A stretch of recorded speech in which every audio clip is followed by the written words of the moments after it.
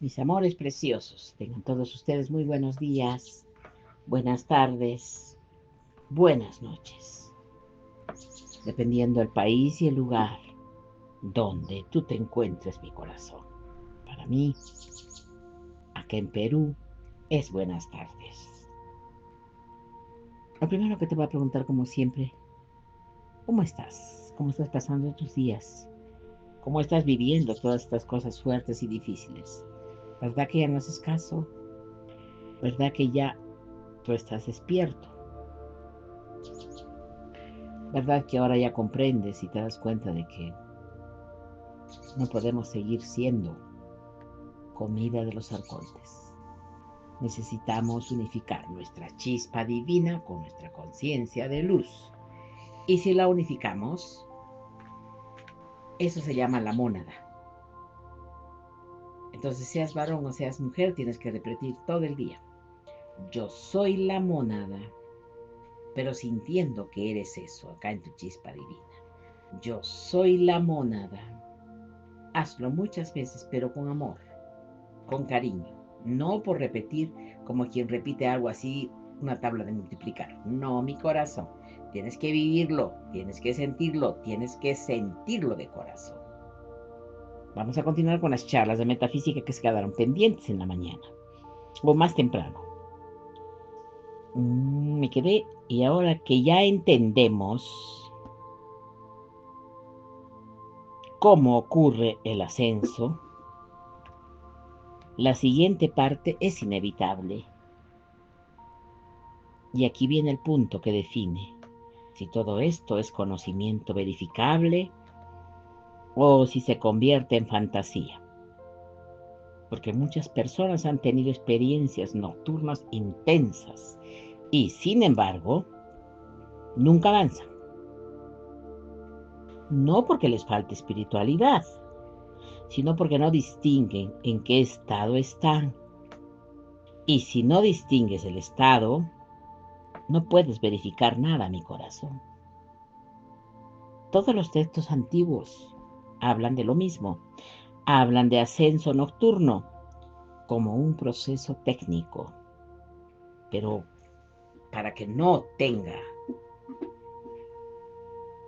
sentido hoy, necesitamos una brújula simple. 3 estados diferentes y cada uno tiene una forma distinta. Un sueño común. La conciencia se disuelve. El sueño común tiene una característica central: pierdes continuidad. Tu mente se apaga y de pronto estás dentro de una historia, sin recordar cómo llegaste en el sueño. Porque las escenas pueden cambiar, sin lógica. Aceptas cosas absurdas como normales. Reaccionas emocionalmente. Pero no te preguntas qué es esto. Y sobre todo, no hay centro estable. Eres el personaje. No eres el observador. Por eso el sueño común no es malo, es simplemente inconsciente. Y aquí viene lo importante. En el sueño común puedes soñar como esfera, con luces, con entidades, pero eso no es un ascenso, es el sistema soñando consigo mismo. 2 sueños lúcidos, recuperas el centro. Dentro del sueño, el sueño lúcido es diferente, porque ocurre algo clave. Te das cuenta, en algún momento dentro del sueño aparece el pensamiento: esto es un sueño. Y en ese instante se forma un centro, no control total, pero sí un punto de presencia en el sueño lúcido. Hay continuidad parcial. Puedes tomar decisiones. Puedes observar sin quedar totalmente absorbido. Y aparece una sensación clara de que yo estoy aquí. Este estado es valioso porque muestra que la conciencia puedes despertarte dentro de un entorno onírico. Pero aquí viene el error común.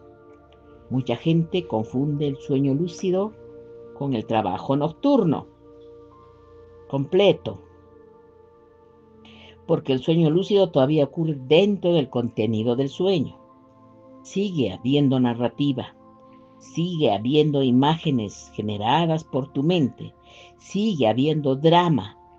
Es como estar despierto, pero dentro de una película. 3. Proyección consciente. No hay historia, hay espacio.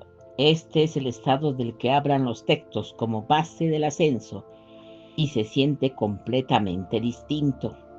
La diferencia no es más intensidad, la diferencia es la cualidad del entorno.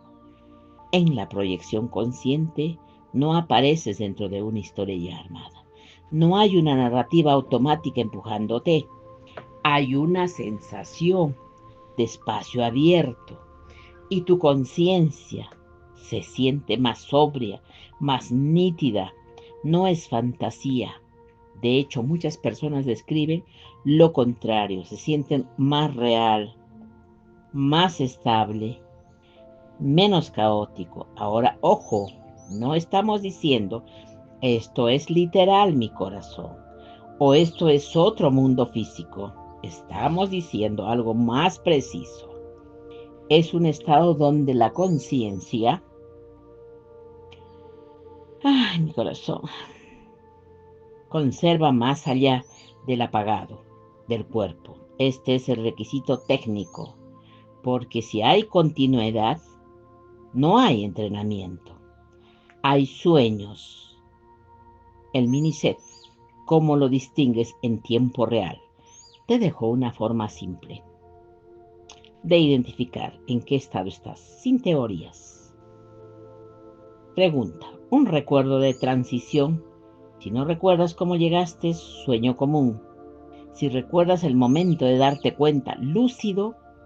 Si recuerdas claramente el apagado del cuerpo, proyección consciente. Te pregunto la segunda pregunta. Hay historias automáticas. Si todo es narrativa y te arrastra, es un sueño común. Si la narrativa, pero puedes interrumpirla, es lúcido. Si no hay historia y hay presencia sobria, proyección, tú sabrás. Por eso ya te estoy explicando las cosas. La pregunta 3. ¿Qué tan estable tu yo observador sí desaparece? Sueño común. Si aparece a ratos lúcido, si se mantiene sin esfuerzo, es proyección constante. ¿Por qué importa tanto distinguirlos? Porque el ascenso por esferas no se basa en tener imágenes raras. Se basa en una habilidad a atravesar filtros sin fusionarse. Y solo eso puede ocurrir si tu conciencia tiene continuidad y un centro estable. Un sueño común, te fusionas con todo. Un lúcido, te funcionas. Perdón, mis amores. Disculpen, mis amores, entró una llamada. Repito, un sueño común, te funcionas con todo. En un sueño lúcido, te funcionas menos, pero todavía hay fuego mental en proyección consciente, pues la conciencia está desnuda y operativa. Y ahí, si el mapa empieza a funcionar como entrenamiento real, y ahora, como todo está claro, podemos entrar en una capa todavía más específica, porque los textos no solo describen estados, describen un punto anatómico que distintas tradiciones marcaron como puerta de estabilidad para esa transición. Ahora sí, ¿verdad que sí? ¿Ya entendimos? ¿O todavía no? Si no lo has entendido, repite el vídeo. ¿Cómo se entra y por qué es crucial distinguir estados? Entonces viene la pregunta natural. ¿Por qué mencionamos este punto del occipital? Porque no la respiración, o el pecho, o el entrecejo, porque lo extraño es esto. Este punto aparece una y otra vez en tradiciones que nunca se pusieron de acuerdo entre sí, no con el mismo nombre, no con el mismo lenguaje, pero con la misma fusión. Y eso, cuando lo ves repetido en culturas distintas, ya no parece mística, parece observación. En el occipital no es un chakra. Aquí lo decimos claro para mantener el enfoque que ya establecimos. No estamos afirmando un sistema energético literal. No estamos pidiendo que creas en los mapas esotéricos porque sueñes bonito. Estamos describiendo una función neurotensional, un punto corporal donde la tensión puede sostenerse sin activar la mente. Ese es el criterio, porque en la transición, el sueño, el problema no es falta de voluntad. El problema es que eliges una ancla equivocada. Pasa esto, o te tensas y te despiertas, o te relajas tanto que te apagas, o te vas el pensamiento y entras en un sueño común. El occipital tiene una ventaja rara. Es una zona que puedes sentir sin convertirla en pensamiento y no te arrastra a imágenes, no te dispara a narrativas, no te llena de simbolismos, es silenciosa y esa cualidad es oro para el umbral. Sí, mis amores, porque el frente te traiciona en la noche. Durante el día vivimos aquí, en el frente. Visión, lenguaje, planos, muchos planes de identidad, respuestas, social, control.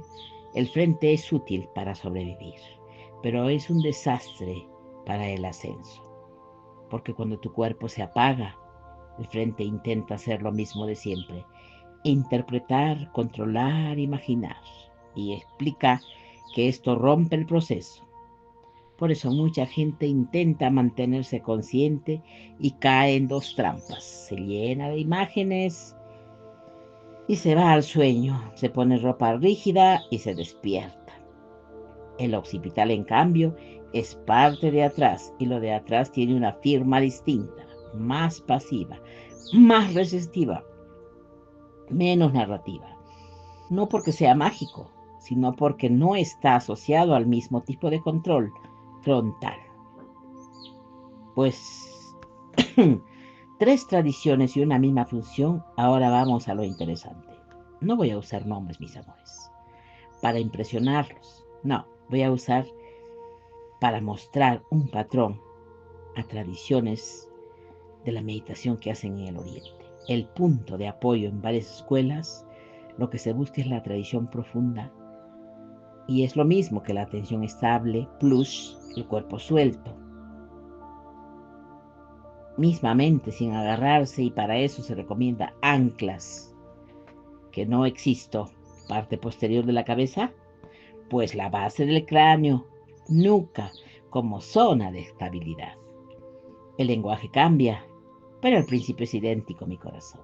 Si sostienes atención atrás, la mente tiene menos material para construir una historia. Eso reduce el riesgo del sueño común. D. Tradiciones contemplativas. Occidente. Vigilia en el umbral. Aquí lo expresan distinto, pero apuntan a lo mismo. Tienes que mantener testigo mientras el cuerpo cae. Se describe como viaje astral, se describe como vigilancia interna. Y otra vez, cuando intentes hacerlo, con el frente te pierdes. Cuando lo haces con un punto silencioso, el testigo dura más. La lógica gnóstica, el ancla para atravesar esferas, y esto conecta directo con un guión. Si las esferas son umbrales de identificación, necesitas un centro que no se funcione. El occipital en este método es un centro inicial, no porque te lleve arriba, sino porque evita que te vayas abajo, evita el colapso, evita el apagón, evita la dispersión. 4. Lo que realmente entrenas aquí, muchos piensan que esto es activar algo, pero el entrenamiento real es más simple y más exigente. Entrenas 3 habilidades. 1, atención sin tensión. 2, relajación sin colapso. 3, presencia sin narrativa. Esto es lo que el occipital facilita. Por eso cuando en tu guión dices la capacidad de permanecer consciente mientras el cuerpo se apaga, esto no es decoración poética, mi corazón. Es el núcleo, lo más importante. 5, la señal práctica de que estás usando bien para que sea verificable y no fantasía. Si lo estás haciendo bien, vas a notar esto, mi corazón. El cuerpo se vuelve pesado. La respiración cambia. Solo aparecen señales de frontera, pero tu centro no se ve al frente. No necesitas imaginar nada, pues solo hay un tipo de sensación. Necesitas tener la presencia estable en el silencio. Si aparece esfuerzo, lo estás forzando. Si aparece historia, te fuiste al frente. Si aparece apagón total, te relajaste sin centro. El punto es equilibrio y para esto está claro. Podemos entrar a la parte que vuelve todo este operativo, porque no basta con saber el ancla, hay que saber qué te atrapa. Hasta aquí, ¿has entendido algo del ayuno, mi corazón? Porque tienes que entender que el ayuno no solo crea comunidad. Puedes ayunar y aún así llegar a la noche con la mente destruida, preocupada. Puedes ayunar y así acostarte con ansiedad, con ruido interno, con tensión acumulada. Entonces, si esto fue un método, lo estás haciendo mal. Falta una pieza, mi corazón. ¿Qué hizo Jesús durante el día además de no comer? No en sentido religioso, mi corazón, en sentido funcional. Porque si el objeto era dormir, el cuerpo sin dormir, la conciencia, entonces la preparación no podía ser solo fisiología. Tenía que ser también atencional.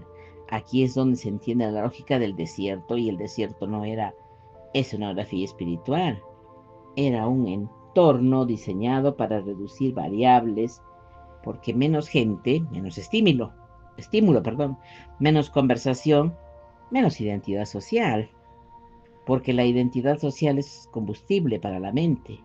Y si llegas a la noche con el yo del día todavía encendido, vas a soñar, vas a narrar, vas a perderte. Entonces toda la preparación que te acabo de decir no va a funcionar, mi corazón. No va a reducir reactividades. Ya lo cubrimos con el ayuno, dirás tú. No, no, no, no. Menos impulso, menos urgencia, menos necesidad automática de reaccionar. Necesitamos reducir narrativa. Y esto es la parte que casi nadie menciona. Durante el día, la mente fabrica historias, ¿verdad? Sí, diálogos internos, planes, dudas, imágenes, conflictos, y esas historias no se apagan mágicamente. Al dormir, no se apagan, mis amores, se traslada al sueño. Por eso, si el trabajo nocturno era ascenso consciente, la preparación previa tenía que incluir algo específico. Vaciar la mente de contenido innecesario, pero no por naturaleza, mi corazón, sino por precisión. Y aquí te digo algo directo. Si tú quieres continuidad nocturna, hay 3 prácticas diurnas inevitables y son exactamente coherentes con lo que ya narraste. Un silencio deliberado, no un silencio bonito, silencio como la herramienta menos palabras, ecos, menos identidad activada, porque hablar no es solo comunicar, hablar es reforzar el personaje, y el personaje es lo primero que se sueña. Claro.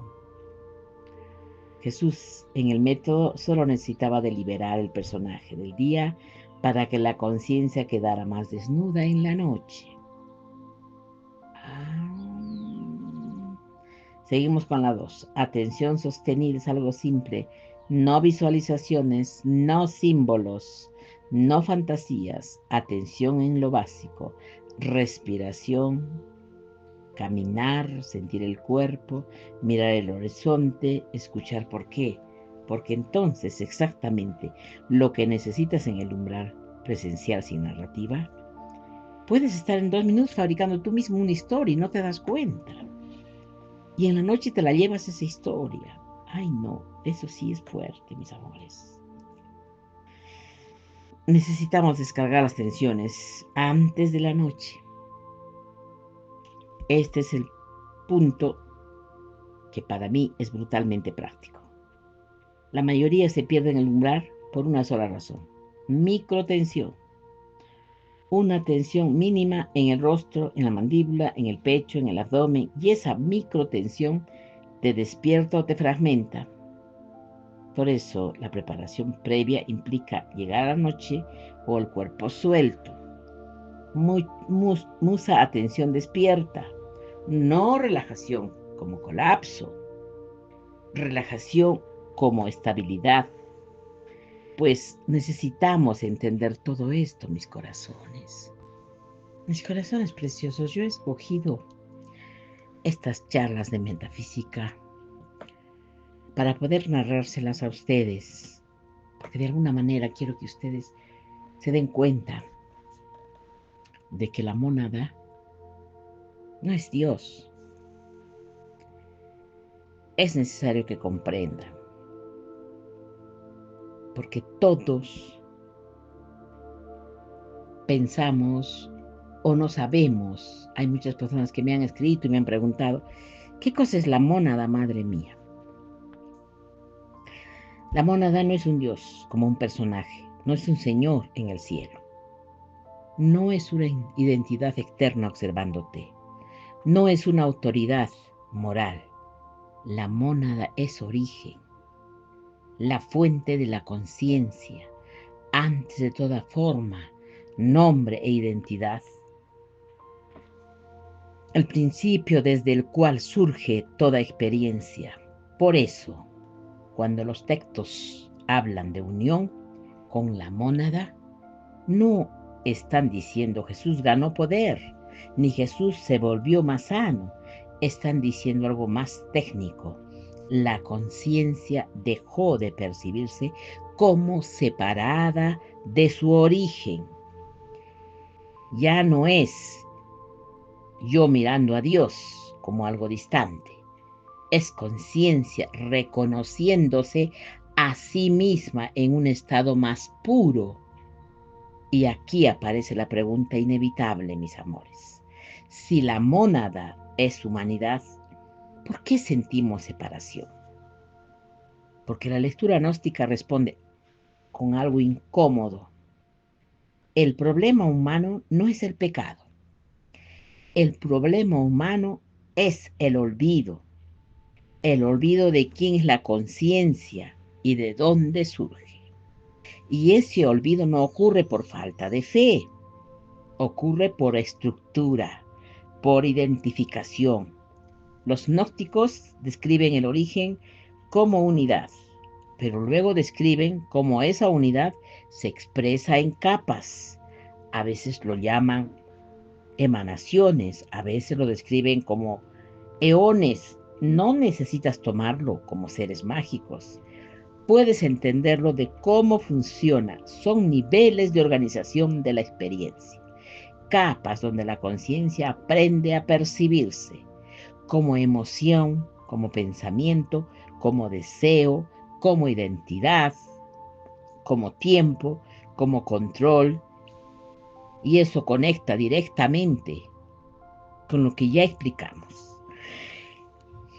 Las esferas son el mapa práctico de esas capas, son los umbrales donde la conciencia se queda atrapada cuando se identifica. Y aquí está la clave del modelo gnóstico. La separación no es una maldad, es una confusión. La conciencia se confunde con la capa, se confunde con la emoción y queda absorbida, se confunde con el pensamiento y pierde presencia, se confunde con el deseo y se fragmenta, se confunde con la historia y se vuelve personaje. Eso es exactamente lo que dijimos antes.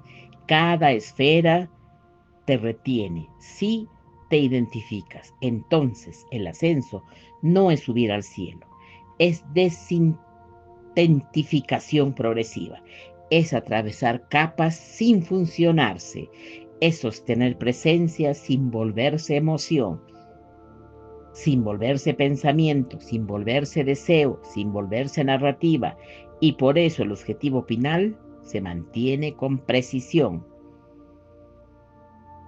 Mona de Mergen no es poesía, es una función, es la conciencia operando sin la sensación de separación respecto a su fuente.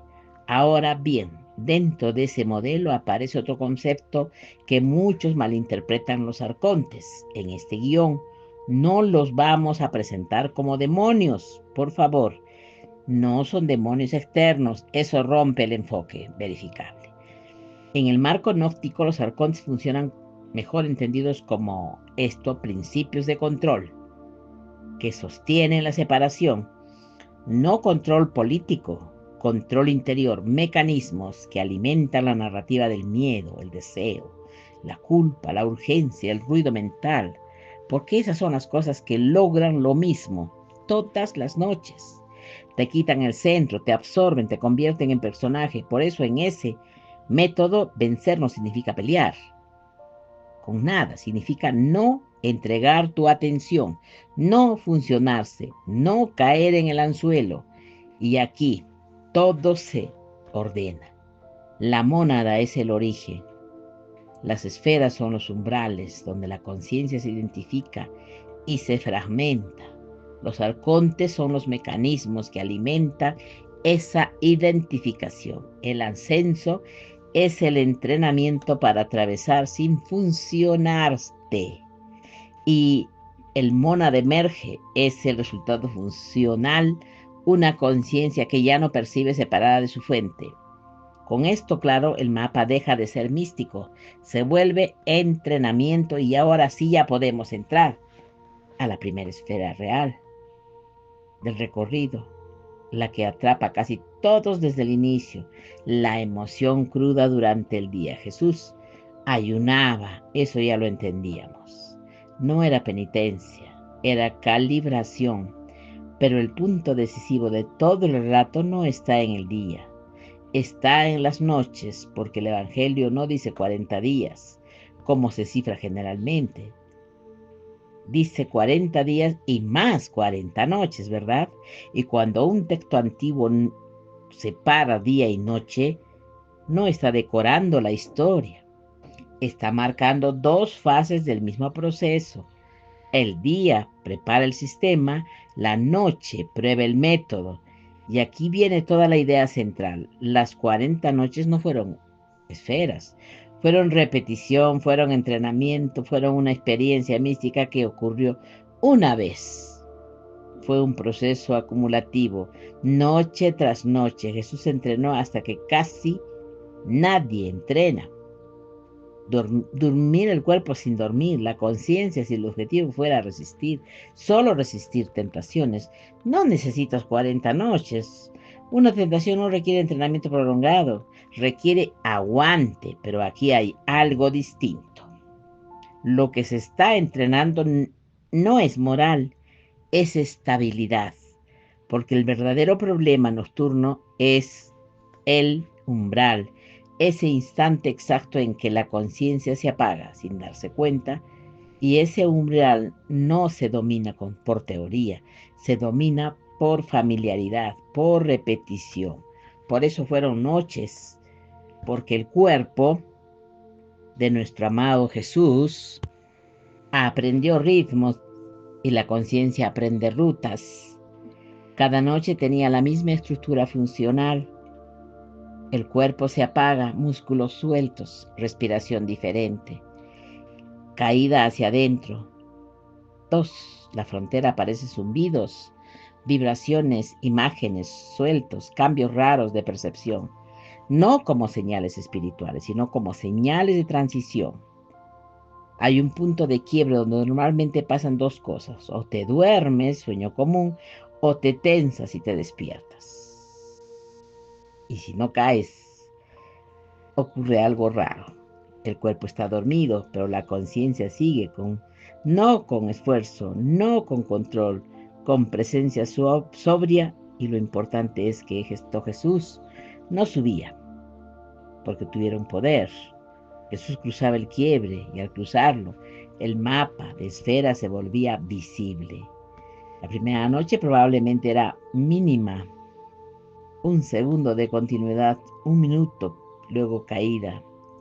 La segunda noche era un poco más, la quinta noche más familiaridad, la décima menos miedo, la 20ª más estabilidad, y con el tiempo la conciencia aprende más habilidad por el cambio. Lado, todo permanece sin agarrarse a nada, porque el error típico de cualquiera que intenta esto es siempre lo mismo.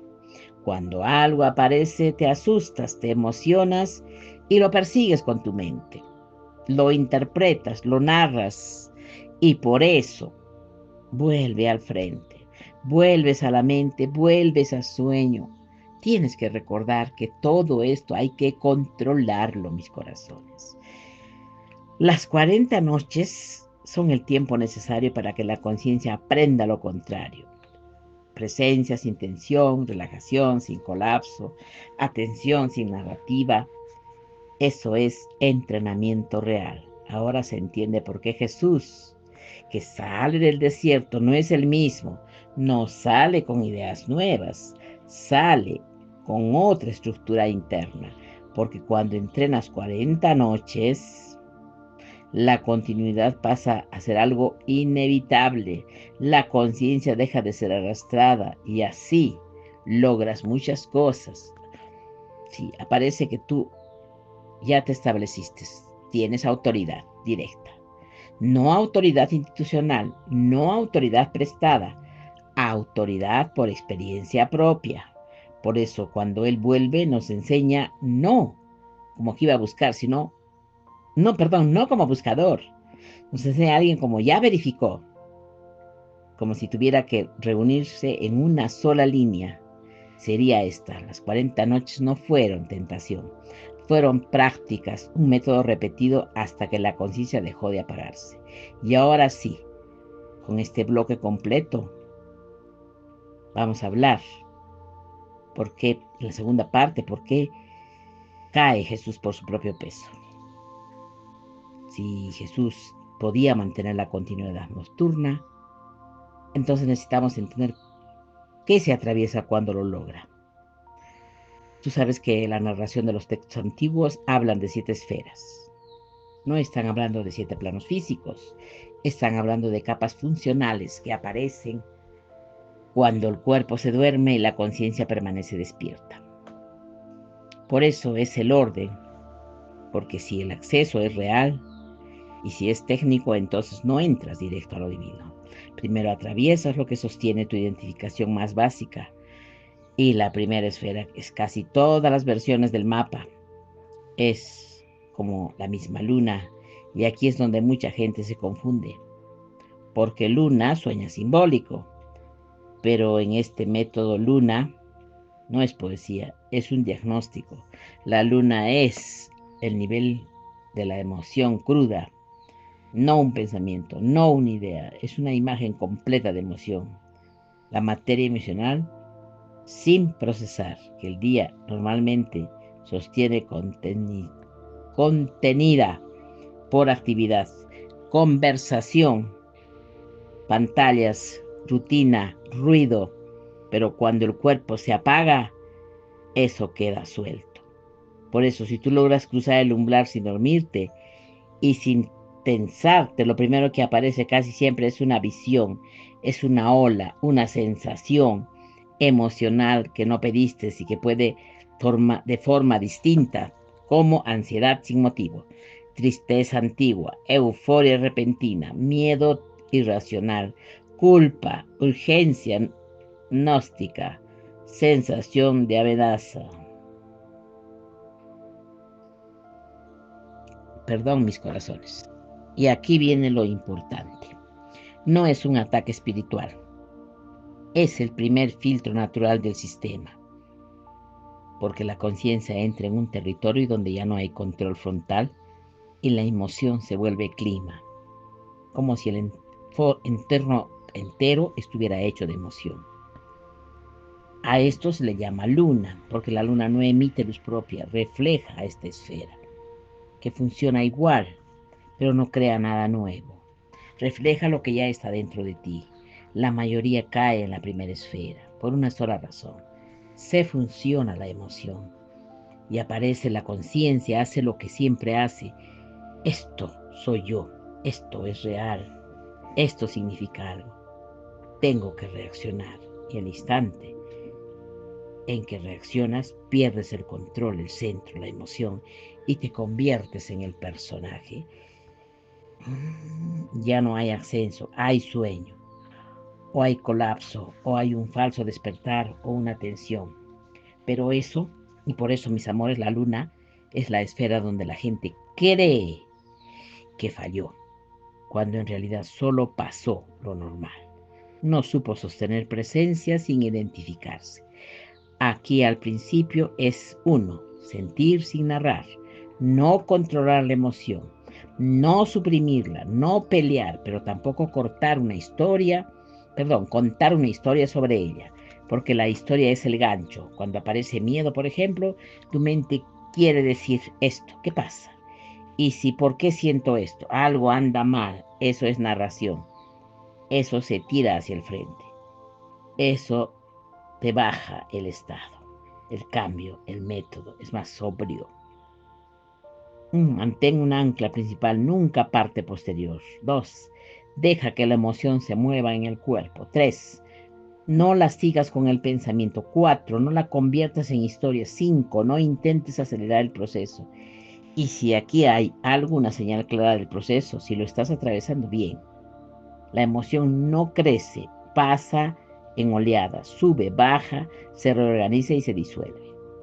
Como cuando una ola rompe sola y si tú te metes a pelear con el agua, porque la emoción es la forma más rápida de secuestrar conciencia, el pensamiento puede ser lento, el deseo puede ser negociable, pero la emoción es inmediata. Y si el entrenamiento nocturno consiste en no funcionarse, tiene sentido, pero todo depende de ti. Mis corazones preciosos, he querido yo más o menos darle forma a estas charlas para que tú puedas entender, para que si tú deseas hacerlas, para que si tú te atreves, pero va a ser un poquito difícil, ahorita estoy pensando bien, porque ninguno de nosotros vamos a poder hacer 40 días y 40 noches de este ayuno. Yo a lo mucho haría 1, 2 días o 3 días de ayuno. Pero si no podemos hacer un ayuno de varios días, por lo menos yo creo que para poder avanzar, para poder lograr despertar a nuestra chispa divina y unificarnos con la mónada, debemos alimentarnos con cosas que no nos hagan daño. Debemos hacer un ayuno intermitente. Un ayuno que, por ejemplo, sea 24. Esto quiere decir 4 horas vas a comer y 20 horas vas a beber pura agua. Supongamos tomas el desayuno a las 12 del día, la 1, a las 2, a las 3, a las 4 almuerzas y comes, cenas, todo. Entonces estás dándole espacio a tu cuerpo para que esté limpio y de alguna manera puedes lograr hacer un ayuno intermitente. Pero si de repente tú no puedes hacer 24, puedes hacer 26. lo que quiere decir que en 20 horas, perdón, en 18 horas, tú vas a estar con el estómago descansado y vas a alimentarte en esas 6 horas. Pero tienes que hacerlo si es que tú deseas avanzar. Pero si tú te comes cosas pesadas, llega la noche, no puedes descansar, menos vas a poder activar tu mónada. La situación está fuerte y difícil para todos nosotros, mis corazones. Pero te voy a decir algo muy importante. No es imposible. Yo creo que de nosotros depende lograrlo. La verdad, he estado narrándote todos los acontecimientos, pero veo que si para mí resulta fuerte, me imagino cómo será para ti, hijo mío.